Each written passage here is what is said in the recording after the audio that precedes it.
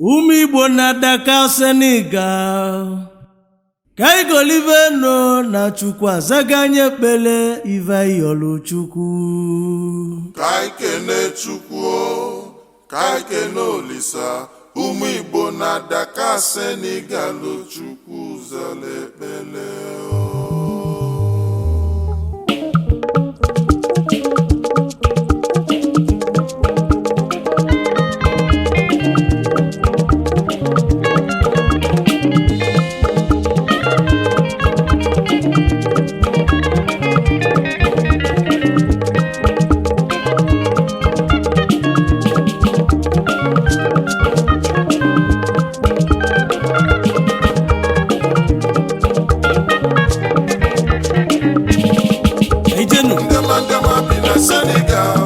Ụmụ Igbo mmammanụ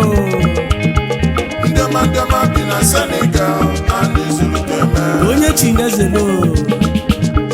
ndema bi na Senegal mmadụ anọbụ ya ndị butelike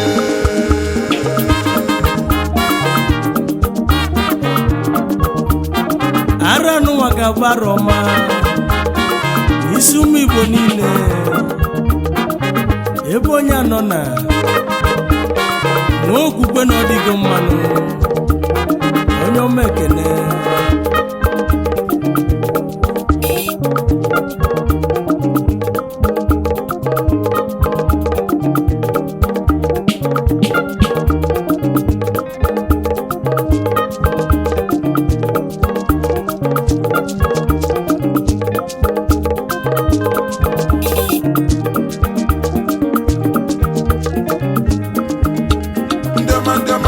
Senegal anyị zuru keme ndị butelike onye ka Chukwu onye ka Chukwu n'ụwa onye si na ya ka Chukwu ya mee ife o ji bụrụ Chukwu ife aka Chukwu n'ụwa nwanne Chukwu elota ego ụmụaka Igbo na Senegal Chukwu ewelu ugo nyefe ahụ Chukwu tụrụ ugo tụnyefe n'isi bajebe Chukwu sovejenu banaba Chukwu n'oluwa ahụ fagbuo n'iru n'ọba ego fagbuo n'azụ n'ọba ego ọ gịnị ka anyị kpọrọ fa ndị ọma na Senegal ndị ọma bata na Senegal anyị zuru keme bazulu kemme ndema bi na Senegal anyị zuru keme fanweli ife niile ndema bi na Senegal anyị zuru keme ndị butelike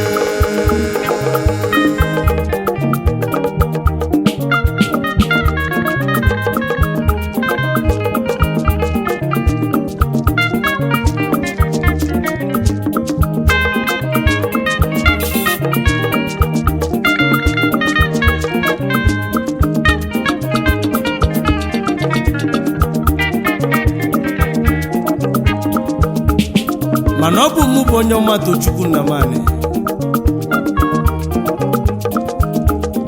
nnụnụ Chukwu bi n'ọzara onye ndị mozi na-agwa okwu ụmụ Igbo na Dakar Senegal ka na-ekwu maka fanụ maka Chukwu elotego fanụ Dakar Senegal ka anyị bi onye ma na ọya emenu Dakar Senegal ka anyị bi uche mmadụ abụrụ uche anyị na-emesi ike Dakar Senegal ka anyị bi Dakar Senegal ka na-eje onwelu ndị nchekwube wee jebelu egwu mabata na Dakar Senegal obodo ma ka ndị ekene ndị eji bili na Senegal Dakar ka nọ n'egwu ndị eji mara obodo Prince Osondu Franklin Ụzọma onye njimara obodo Isodogwu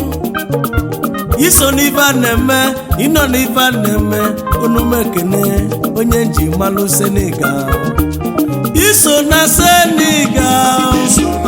ọsọ ndụ Franklin Uzoma iso na Dakar odogwu balakụ na nwa ọya balido Prince ọsọ ndụ Franklin Uzoma ezi nwa eze obi tube n'isu njaba ezi nwa mụchara amụcha na ụmụduru tu n'isu njaba n'Imo State Local Government ọrụ iso na Dakar Senegal ọya balilo ụmụaka zọpụlụ inye ego na Dakar Senegal Ezo mere ọra abata na Dakar Senegal ọ bụ onye ka m na-ekenelu ọzọpụrụ inye ego Kasmia Chimezi onye abasịrị m Ezo mere ọra ologwu Chimezi na Dakar Senegal ndị njimalụ obodo Chimex odogwu na Dakar Senegal Ezo mere ọra onye nweghị nwere ife Kasmia Chimezi onye abasịrị m onye ọmasị Anambra steeti n'ihe ala local gọọmenti Amadu Rosumowo gosipụtazi anụ ezi nwa ozu nwụrụ anwụ dead body onye obodo mama na Chimezi nwa yilotere ilu founder Progressive Lion Club Lagos ọya adịla na mmanụ ndị bụ ụmụaka na-eme ọfụmanụ na Senegal ụkaba na jebilinu ụmụ Igbo na Senegal ndị ọma unu bụ ọkasị akasị nke onye chiri unyazelu onye ọma na-ekene aka na-eme ọgọ n'ọbata edu ọkụzụ Chinedu Patrick ọrụ egwu na m odogwu na Dakar edu ọkụzụ na Dakar Senegal edu ọkụzụ na Dakar nwọrụ egwu na mmụọ onye nweghị n'onwe ezigbo di na anụ obi nwanyị onye ọmasị Igbo iwe owere ọkụzụ ka isi pụtazi anụ ọya adịla na mmanụ odogwu na Dakar Senegal ọya abalị yo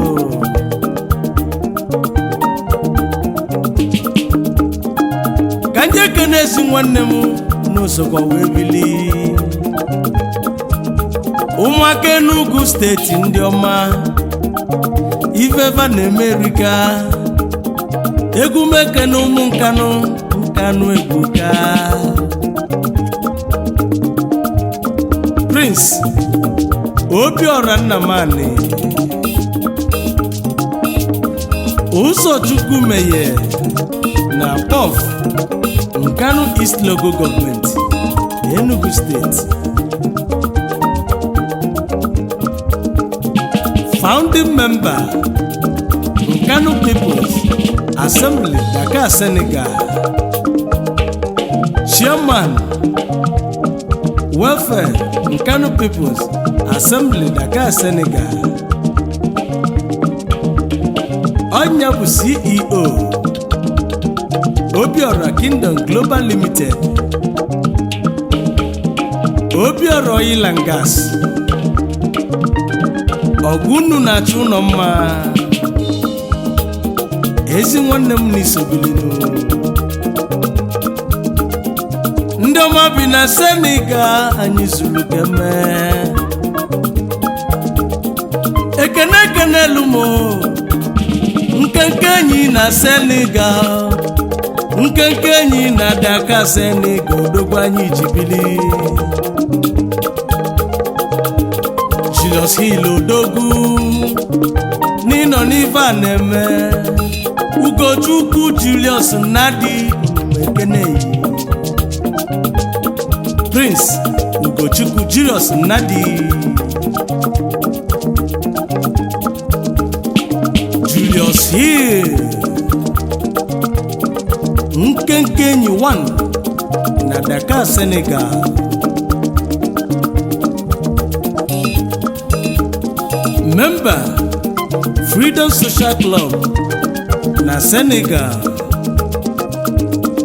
odogwu si ebe na-atọ ekwe Autonomous Community in Isu Local Government Imo State nkenke enyi na Senegal odogwu na nyasi muke n'eli nne ya Chief Festus Nnadi na Senegal Nze Ugogbusu Ọchake na Lekwe na ezigbo nne nwanyị ọma Mrs. Victoria Nnadi nne nwụrụ ụzọ na nwa unu lotelu unu ọya balụno ụmụ Igbo na Senegal maka ndị ọma bi n'obodo ndị ọma Dakar Senegal onye ọma na-eje babatago Ndema bi na Senegal anyị zuru eme habasa Ndema bi na Senegal anyị zuru eme Ndema bi na Senegal anyị zuru eme ndị butelike Chidebelike me ọchịwo odogwu ọchịwo na India na bata ọchịwo na Vietnam ọchịwo na Dakar Senegal iji mara obodo Prince Chidebelike me aka ọchịwo n'Indian ọchịwo na Vietnam ọchịwo na Dakar Senegal odogwu si Amandugba n'Imo steeti Oluwepụtanụ n'Isu Local Government onye ọya adịlị mma ọchịwo odogwu nwere obi eji eli ego na nyesi muke n'ezi nwa ya na nwa Amaka Chiedozie David Ikeme aka Omenife na ezigbo nwunye nwanyị ọma Lolo Chinonso Vivian nwanyị ọma Osodie Makụ babatago bi na Senegal ọchịwo odogwu ndị ọma na Senegal Ndema bi na Senegal anyị zuru eme onye ọma Tochukwu Ekene Ndema bi na Senegal anyị zuru eme ndị butere ike Ndema bi na Senegal anyị zuru eme ndị butelike eze omegbu oji bịa fụ mmanya n'isobili omegbu oji West Africa President Onidimma President of Freedom Social Club Dakar Senegal odogwu omegbu oji West Africa eze omegbu oji worldwide the President Freedom Social Club Dakar Senegal His Royal Majesty Eze Omemgboji 1 of Akanu Ohofia Dakar Senegal ka ọ na-adịbilinu ọya abalị inu Vice President abatazianụ Chief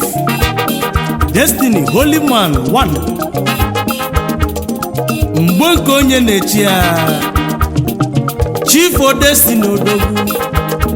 Holy Man ọ na-edi mma mgbe nke onye na-echi ya Vice President Freedom Social Club Dakar Senegal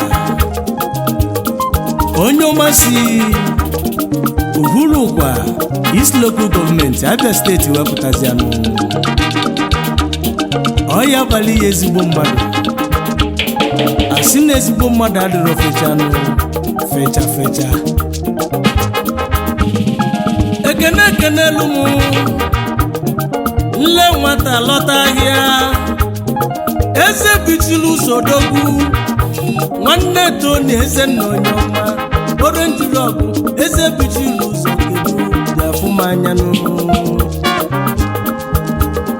Peter Arinze Chigozie nne nwata lọta ahịa 1 na Dakar Senegal eze bichiri ụzọ na ụmụ ọkwara aka ọkwa Enidato North Imo State nwanne Tony Ezenna Orange Rock ọ nke nwa bụ Treasurer Freedom Social Club Dakar Senegal kọmpi nke onwezi adekwu okwu moto ụnọ ọlụ kalịla akalịnụ adekwuzi okwu moto na-agba n'ụzọ ọya adịlị na mmanụ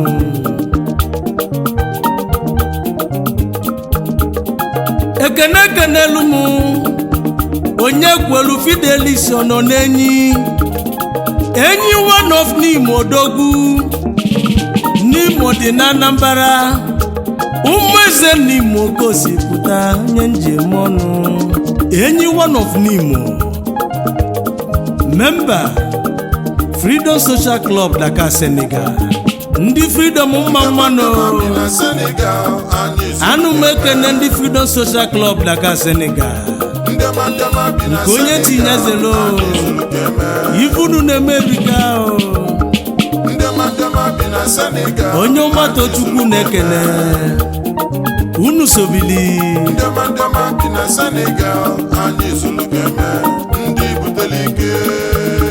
nnezi nwanne m nọbata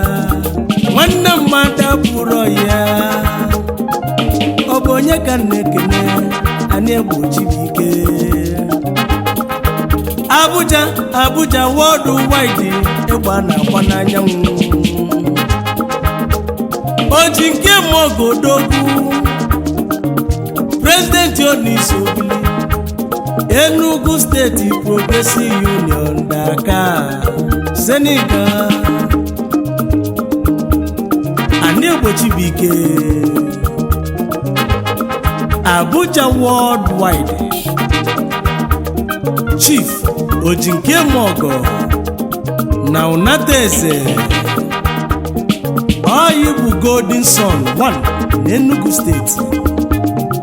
ebe a na-agba n'anyanwụ ya na ezigbo oli agwa bụ Mrs. Silva Somtochukwu ọya baluno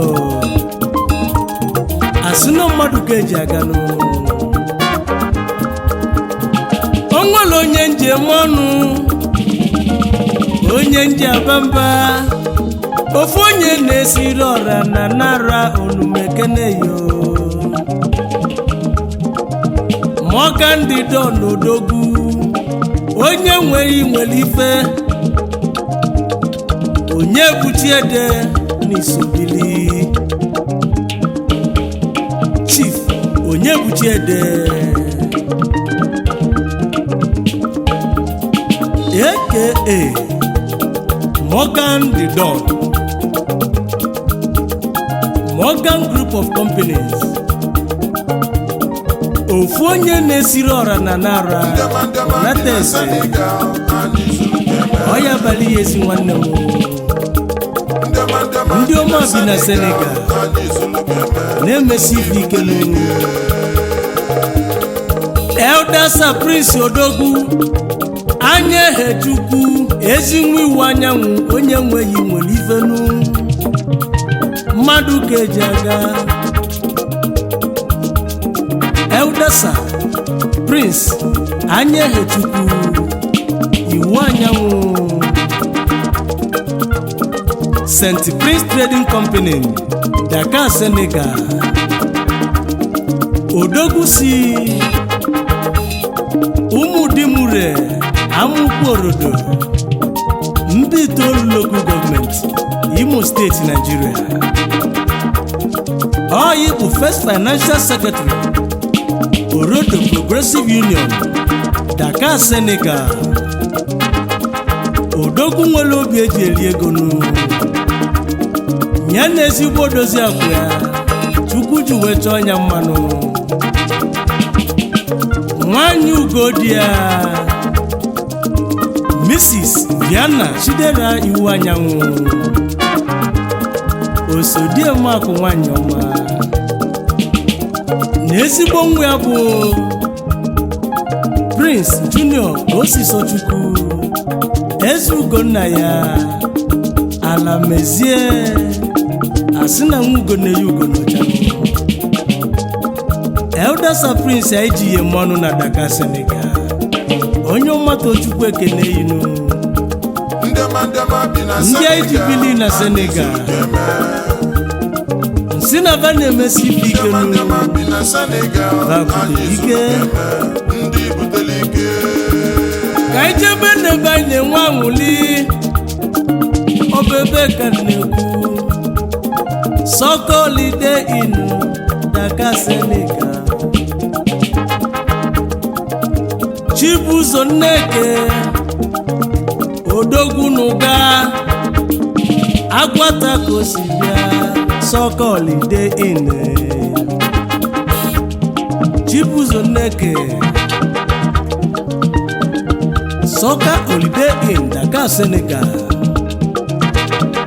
Odogwu si ụga na Agwata Local Government Anambra State. Sokolide inu ebe anyị na-enweli anwụli ezi oyima. Prince Ugochukwu Igbokume nwadị n'obi nke izizi Odogwu onye ọma ekene yi Ugochukwu Igbokume nwadị n'obi na ụmụduru uhụlọ amandụ gbagosipụtasị anụ nwadị n'obi Odogwu na Dakar, Senegal. Ezi oyi onye ọma Tochukwu ndị ji malụ Senegal ọya abalị.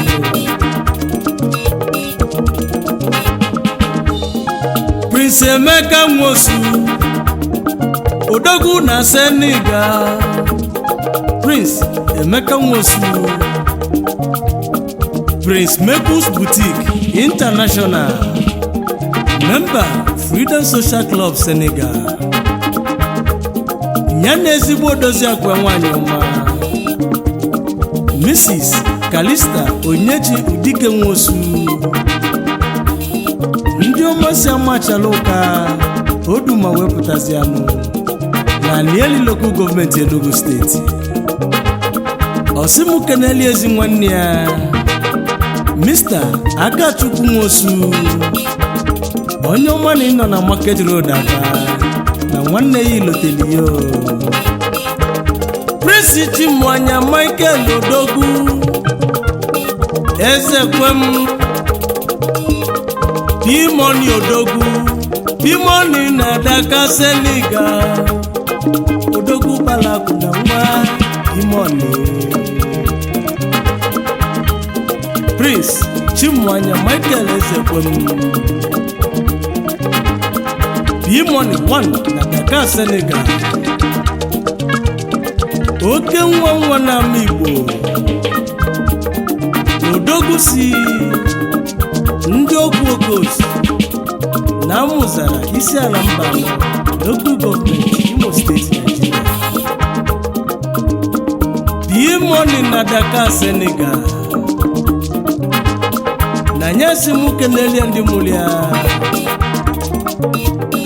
Mr. and Mrs. Victoria and Elias Ezekwem ndị ọya adịlị mma Dimanu si muke nekene odogwe ji bili na Daka obonye ka nekene akene mogo anyị kenezianụ Mr. and Mrs. Osita Ozimako aka Takasin 1 na Dakar Senegal Takasin Odogwu na-eme ọgụ ọgaranya obi dị ọcha nye n'ezigbo odozi akụ ya Lolo Clemens Ozimako nwanyị ọma na ọya balụ Dimonisi nwere egwu okene unu ibu na America ndị ọma na Senegal obodo ọma Chief aka ha otu odogwu na Senegal Mr. Chidi Ihezie aka ha otu odogwu onye ije mọnụ na Dakar Senegal Mr. Chidi Ihezie Chief aka ha otu 1 n'ọlụ Isunjabako Osipụtazianụ Chief aka ha otu onye ọya adịlị mma onye ọgbata Chukwu ekene